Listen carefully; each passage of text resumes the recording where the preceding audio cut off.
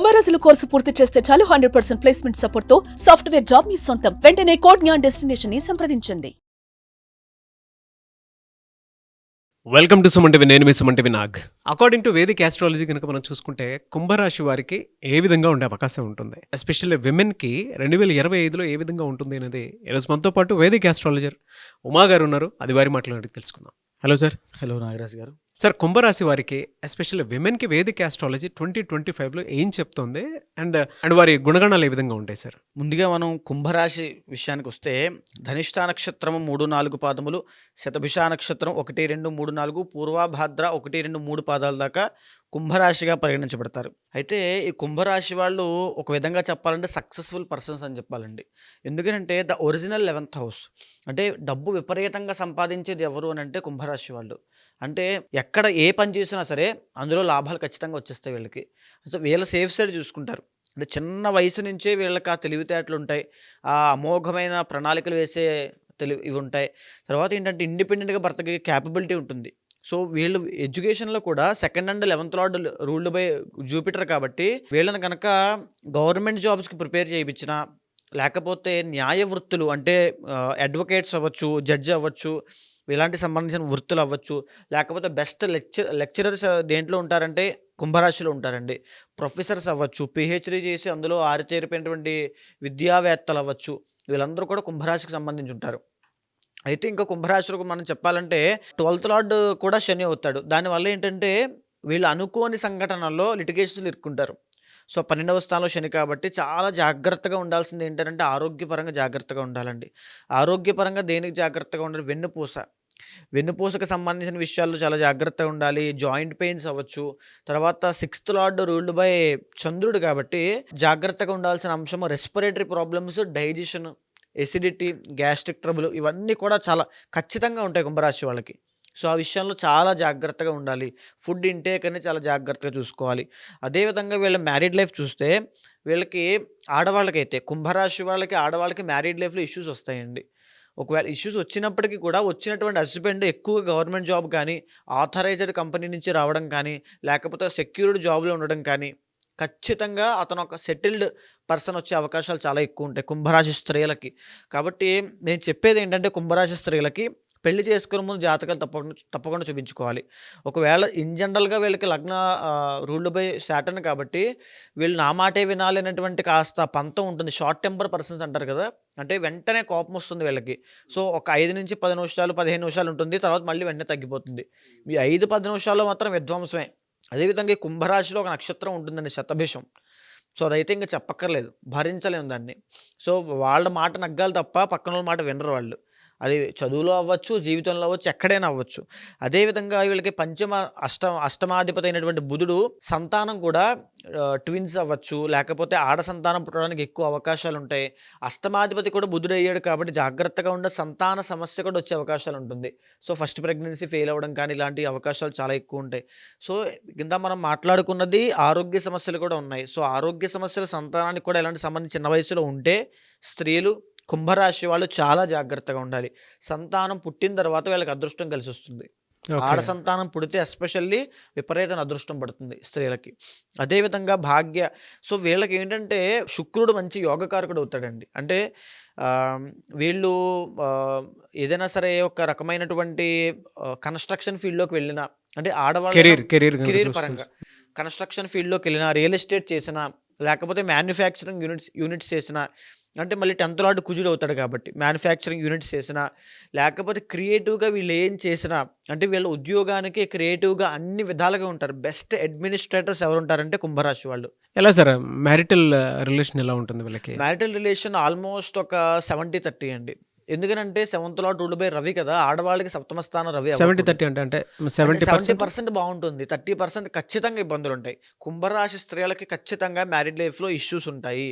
సంతాన విషయంలో అంత ఇబ్బందులు ఏముండవు, కానీ ఆడ సంతానం పుడితే మాత్రం రాజయోగం పడుతుంది. కుంభరాశి స్త్రీలకు ఆడ సంతానం ఫైనాన్షియల్గా చెప్పాలంటే వీళ్ళు వచ్చినటువంటి స్పౌస్ ద్వారా, అంటే భర్త ద్వారా సంపాదిస్తారు. భర్త యొక్క సపోర్ట్ వల్ల, వాళ్ళ యొక్క ఫైనాన్షియల్ సపోర్ట్ వల్ల విపరీతంగా వస్తాయి.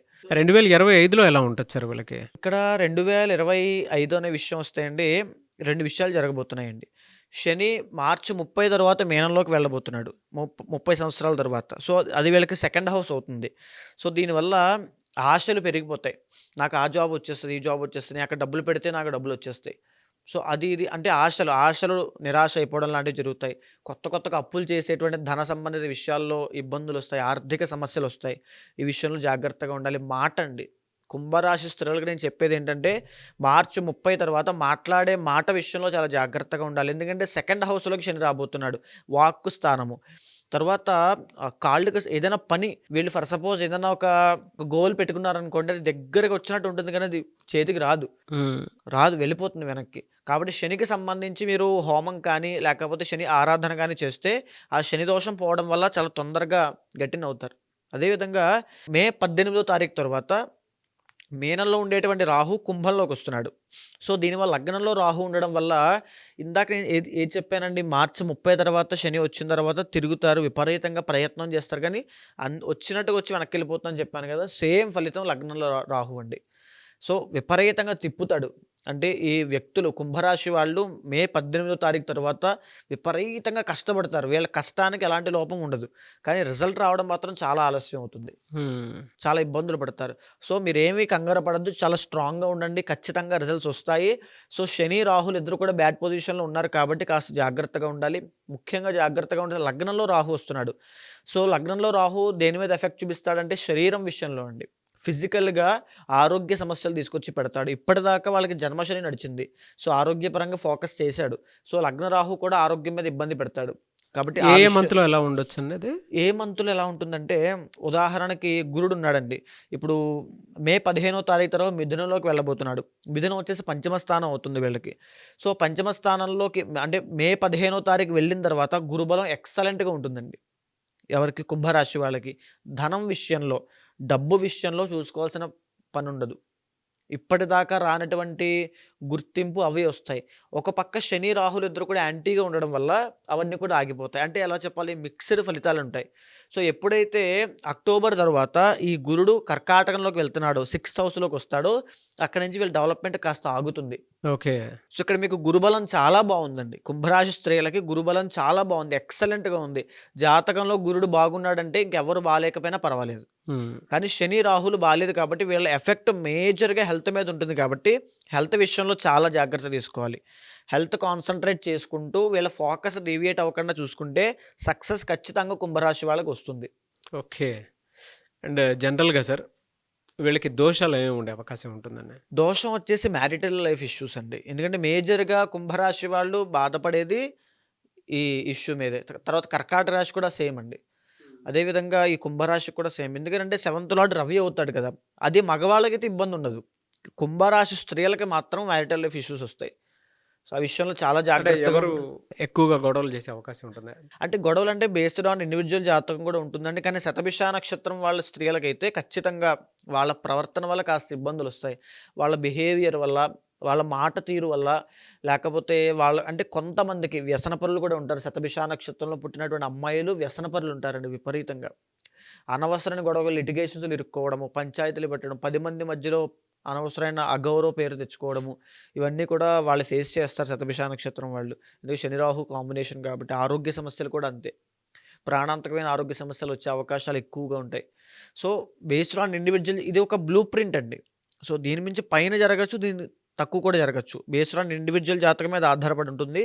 సో, కుంభరాశి స్త్రీలు చాలా జాగ్రత్తగా ఉండాల్సిన అంశం ఏంటంటే శని, రాహువులు. సో, మంగళవారం నాడు రాహుకి ఒక మినువులు, కేజింపావు మినువులు దానంగా ఇవ్వండి. ప్రతి శనివారము నల్ల నువ్వులు దానంగా ఇవ్వండి. ఆంజనేయ స్వామి దర్శనం చేసుకుంటే కార్యసిద్ధి కలుగుతుంది. కుంభరాశి స్త్రీలకి ఆరోగ్యం కూడా ఆంజనేయ స్వామి యొక్క ఆరాధన చేయడం వల్ల బాగుంటుంది. వీళ్ళకి ఏ వారం కలిసి వచ్చే అవకాశం ఉంటుంది సార్? ఎక్కువగా శుక్రవారం చాలా బాగుంటుందండి. ఎందుకంటే 4th అండ్ 9th లార్డ్ శుక్రుడు అవుతాడు కాబట్టి శుక్రవారం నాడు ఏ పని మొదలుపెట్టినా బ్రహ్మాండంగా ముందుకు వెళ్తారు.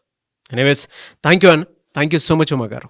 థ్యాంక్ యూ, నమస్తే. ఎంటర్ వీడియో విన్న తర్వాత దోషాలను బట్టి మీ దగ్గర ఏదైనా పరిహారాల కోసం పూజలు చేయించుకోవాలనుకునేటువంటి వాళ్ళు ఉంటారు, వ్యక్తిగత జాతకాలు తెలుసుకోవాలి అనుకునేటువంటి వాళ్ళు ఉంటారు, మంత్ని బట్టి ఎలా ఉంటుంది ఏంటి ఇయర్ మొత్తం ఎలా ఉంటుంది తెలుసుకోవాలి అనుకునేటువంటి వాళ్ళు ఉంటారు, పేరును బట్టి లేదంటే కొంచెం ఎలాగో పెళ్లిళ్ళ సీజన్ వస్తుంది దానికి సంబంధించినటువంటి వాటి విషయాల్లో కూడా మీ దగ్గర వేదిక్ ఆస్ట్రాలజీ త్రూ వెళ్ళాలి అనుకునేటువంటి వాళ్ళు చాలా మంది ఉంటారు. ఎలా అప్రోచ్ అవ్వాలి, మీరు వాళ్ళకి టైం ఇస్తారా? తప్పకుండా అండి.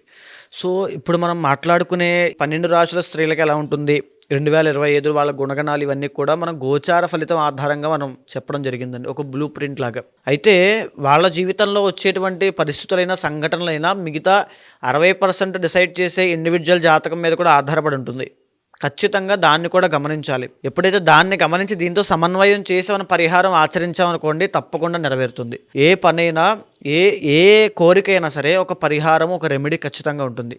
అది చేయడం వల్ల ఖచ్చితంగా నెరవేరుతుంది. సో అలాంటి వాళ్ళు ఎవరైనా ఉంటే కనుక కింద కనిపించేటువంటి నెంబర్కి కాంటాక్ట్ అయితే ఖచ్చితంగా నేను మాట్లాడుతాను. ఏదైతే సమస్యతో ఉన్నారో అది ఖచ్చితంగా నేను క్లియర్ చేస్తాను. Anyways thank you so much Uma గారు. నమస్తే అండి. చూసారు కదండి వీడియో. ఈ వీడియోపై మీ అభిప్రాయాన్ని కమెంట్ బాక్స్లో పోస్ట్ చేయండి. మీరు కనుక వేదిక్ ఆస్ట్రాలజీ త్రూ మీ జాతక చక్రం ప్రకారం ఏదైనా సరే రెమెడీ తెలుసుకోవాలి అనుకున్నా, లేదంటే కెరీర్లో దేనికి సంబంధించినటువంటి సందేహాలు ఉన్నా కూడా, అది కెరీర్ పరంగా అయినా సరే, ఎడ్యుకేషన్ పరంగా అయినా, వృత్తిపరంగా అయినా సరే, ఆర్థిక పరంగా, దాంతోపాటు మ్యారిటల్ రిలేషన్షిప్లో అయినా సరే ఏదున్నా తెలుసుకోవాలి అనుకుంటే మాత్రం ఉమా గారిని అప్రోచ్ అవ్వాలనుకుంటే స్క్రీన్ మీద మీకు కాంటాక్ట్ నెంబర్ కనిపిస్తుంది అని మీరు కాల్ ఆర్ మెసేజ్ వాట్సాప్ చేసి అపాయింట్మెంట్ బుక్ చేసుకోండి. ఈ వీడియో లైక్ చేయండి, షేర్ మాత్రం తప్పకుండా చేయండి. ఇలాంటి మరిన్ని వీడియోస్ కోసం మా ఛానల్ ఫాలో అవ్వండి. Thank you.